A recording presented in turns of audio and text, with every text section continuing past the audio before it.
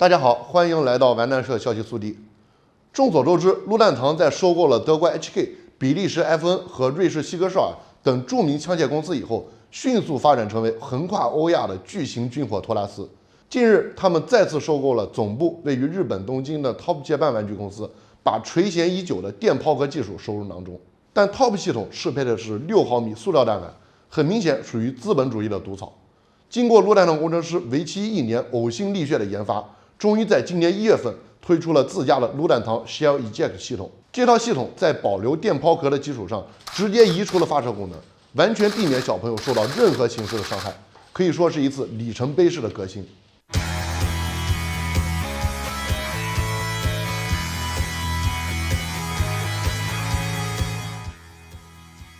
陆蛋堂的 SE 套件从去年等到现在，终于拿到手了。这也是目前市面上第一款严肃题材的电动抛壳玩具。整套东西包括一个 SE 波箱、一盒塑料弹壳、一个弹匣，还有适配机匣的小零件，总共是1100多块钱。根据陆蛋堂官方介绍呢，之前他们发售的416 3.0 AR 机匣还有 MCX 都是可以适配的，每个型号都有专门的配件包。SE 这只波箱实际上就是仿制10年前 TOP 接班的电动抛壳系统，它的基础原理其实跟 AAF 有类似的地方，电机驱动把气缸做成拟真的枪机框，靠齿轮组带动回膛，电路有芯片参与控制。但细节设计上呢，二者其实区别蛮大的，尤其是从外观上看 ，SE 的波壳包括上半部分是一个整体，把枪机框包裹在波箱轨道里，只有右侧抛壳窗和底下进弹的位置做了开口，跟 AAF 那种几乎全开放式的设计完全不同。原厂给了个拆波劝退手册，看起来比传统 AEG 波箱复杂了不止一个数量级。显然像我这种手癌是不可能去拆它的，更别提这还有个拆波保修的封条。SE 波壳是铝合金压铸，枪机框用了尼龙材质，火控芯片装在齿轮组后面，有2层电路板。枪机框和菊花枪机的外观拟真度非常高，包括抓壳钩都是可动而且有实际作用的。但原本出气的地方现在完全堵死了，相当于是彻底阉割了发射功能。我只能说这样比较安全吧，毕竟保命重要。垃圾柄和其他小零件大多也都是压铸的铝合金，质感还不错。原厂给的弹壳模型包装很有意思，跟《绝地求生》里边那个弹药包装一模一样。我盲猜一下啊，陆蛋堂可能已经开始准备收购蓝洞了。塑料弹壳很厚，跟5.56 NATO 实弹有细微的尺寸差别，整体还原的还不错。缩后内径只有4.5毫米，这个改动可能是为了避嫌吧。原厂还有金属版本的弹壳，铝合金 CNC 加工，表面有黄铜色的氧化，做得非常漂亮。毫不夸张地说，真弹壳做的都没这么精致，谁是国际大厂就不用我多说了吧。弹匣有几个版本，分别适配不同型号的机匣，强烈建议买 AR 或者 HK 的钢匣，表面零化处理，全钢材质，用料质感直接拉满。300多克的重量拿在手上绝对可以引起强烈舒适，尤其是这个 HK 钢匣，机械冲压的铭文就像是直接在你的基点上来回摩擦。另外还有马盖普的塑料弹匣和 HK 透明弹匣，感觉脱弹板有一点点涩，不是很顺畅。脱弹板前面有一节线位，方便装填没有弹头的弹壳模型。压弹壳这活其实有点折磨，30瓦的载弹量装到20瓦左右，就能明显感觉到脱弹板弹簧很紧了，要很用力按下去，压一会儿手上就磨得通红，这后勤部门也不好干呀。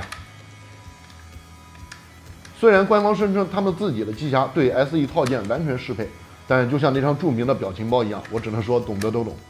按照教程有好几个地方需要打磨，建议你额外准备一个小锉刀，除了能装得更快一点，还可以保持身心健康，预防高血压。我这个尼龙 AR 机匣适配的还行，除了上机匣比较紧，可能会用到橡皮锤，装好以后运作比较顺畅。但 SE 并不支持双面快慢机和双面空挂释放，像 416A5 这种型号呢，还原起来就比较尴尬了。装个陆蛋堂官方的塑料保护壳，证明一下这真的是玩具。原厂用11.1伏电池 SD30U 接口，塞在托芯里边，跟传统 AEG 玩具一样。SE 基本上还原了 TOP 系统在拟真方面的设计，不插弹匣的情况下，直接扣扳机是没有反应的。上膛以后，也只能释放主弹簧，波箱是不会工作的。第一发要先上膛，这个主弹簧有点硬了。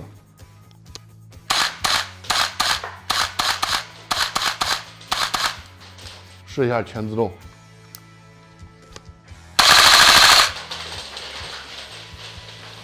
真的太过瘾了，看这个弹壳像流水一样抛出来，好爽。扳机的段落感很明显，不管是半自动还是全自动，抛壳都相当流畅。弹壳飞出去的方向和距离基本上可以保持在一定范围里，不会偏得特别远。金属弹壳就要重一点，抛不了那么远，但是落地会更集中。